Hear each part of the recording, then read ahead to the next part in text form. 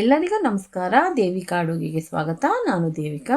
ಇವತ್ತು ನಾವು ಮಾವಿನಕಾಯಿ ಚಿತ್ರಾನ್ನ ಸಿಂಪಲಾಗಿ ಈಸಿಯಾಗಿ ಹೇಗೆ ಮಾಡೋದು ಅಂತ ನೋಡ್ಕೊಂಬರೋಣ.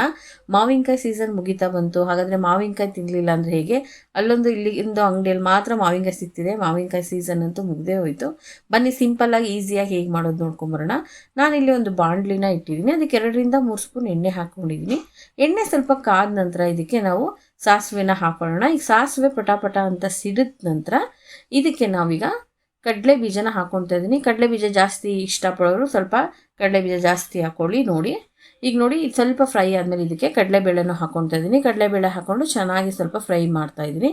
ಈ ಸ್ವಲ್ಪ ಫ್ರೈ ಆದಮೇಲೆ ಇದಕ್ಕೆ ನಾನು 3ರಿಂದ 4 ಹೆಚ್ಚಿದ ಮೆಣಸಿಕಾಯಿನ ಇಲ್ಲಿ ಹಾಕ್ಕೊತಾ ಇದ್ದೀನಿ. ಇದು ಖಾರ ಮೆಣಸಿಕಾಯಿ, ನಿಮ್ಗೆ ಎಷ್ಟು ಖಾರ ಬೇಕು ಮೆಣಸಿಕಾಯಿ ಯಾವ ಥರ ನೋಡಿ ಹಾಕ್ಕೊಳ್ಳಿ.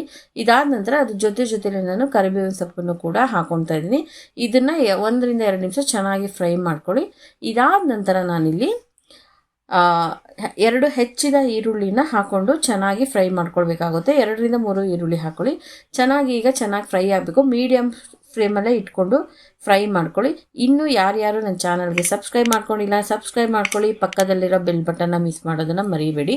ಇದಕ್ಕೆ ನಾನೀಗ ಸ್ವಲ್ಪ ಉಪ್ಪನ್ನು ಹಾಕ್ಕೊಂಡಿದ್ದೀನಿ.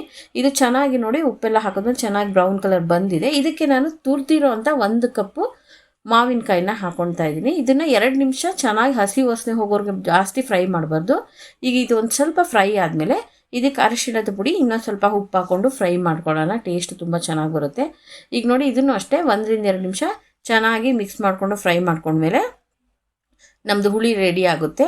ಈಗ ಇದಕ್ಕೆ ಹೆಚ್ಚಿದ ಕೊತ್ತಂಬರಿ ಸೊಪ್ಪು ಹಾಕಿದ್ರೆ ನಮ್ಮ ಮಾವಿನಕಾಯಿ ಹುಳಿ ಸ್ಟಫಿಂಗ್ ರೆಡಿ ಆಗುತ್ತೆ. ಇವಾಗ ಇದನ್ನು ನಮ್ಗೆ ಎಷ್ಟು ಬೇಕಷ್ಟು ತೆಗೆದಿಟ್ಕೊಂಡು ಒಂದು ವಾರದವರೆಗೂ ಸ್ಟೋರ್ ಮಾಡ್ಕೊಳ್ಬೋದು ನಾವು.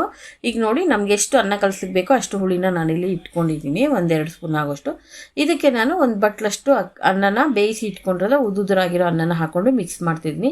ಚೆನ್ನಾಗಿ ಮಿಕ್ಸ್ ಮಾಡ್ಕೊಳ್ಳಿ. ಬೇಕಂದರೆ ಉಪ್ಪು ಹಾಕ್ಕೊಳ್ಳಿ. ಈಗ ಅದ್ರ ಜೊತೆಗೆ ತುರಿದಿಟ್ಕೊಂಡಿರ್ತೀವಲ್ಲ ಮಾವಿನಕಾಯಿ ಅದನ್ನು ಹಾಕ್ಕೊಳ್ಳಿ. ತುಂಬ ಟೇಸ್ಟ್ ಚೆನ್ನಾಗಿ ಬರುತ್ತೆ. ಉಪ್ಪು ನನಗೆ ಬೇಡ ಅನಿಸ್ತು, ನಿಮಗೆ ಬೇಕಾದರೆ ಹಾಕ್ಕೊಳ್ಳಿ. ಇದನ್ನು ಚಟ್ನಿ ಮತ್ತು ಉಪ್ಪಿನಕಾಯಿ ಜೊತೆ ಸರ್ವ್ ಮಾಡಿ ತುಂಬ ಚೆನ್ನಾಗಿರುತ್ತೆ. ತುಂಬ ಈಸಿಯಾಗಿ ಇದೇ ಮೆಥಡಲ್ಲಿ ಮಾಡಿ ತುಂಬ ಟೇಸ್ಟಿಯಾಗಿ ಬಂದಿತ್ತು, ತುಂಬ ಚೆನ್ನಾಗಿ ಬಂದಿತ್ತು. ಮಕ್ಕಳಿಗಂತೂ ತುಂಬ ಇಷ್ಟಪಟ್ಟು ತಿಂತಾರೆ. ನಿಮಗೆ ಈ ವಿಡಿಯೋ ಇಷ್ಟ ಆದರೆ ಲೈಕ್ ಮಾಡಿ, ಫ್ಯಾಮಿಲಿ ಫ್ರೆಂಡ್ಸ್ ಜೊತೆ ಶೇರ್ ಮಾಡಿ, ಸಬ್ಸ್ಕ್ರೈಬ್ ಮಾಡ್ಕೊಳ್ಳಿ, ಬೆಲ್ ಬಟನ್ನ ಪ್ರೆಸ್ ಮಾಡಿ. Thank you.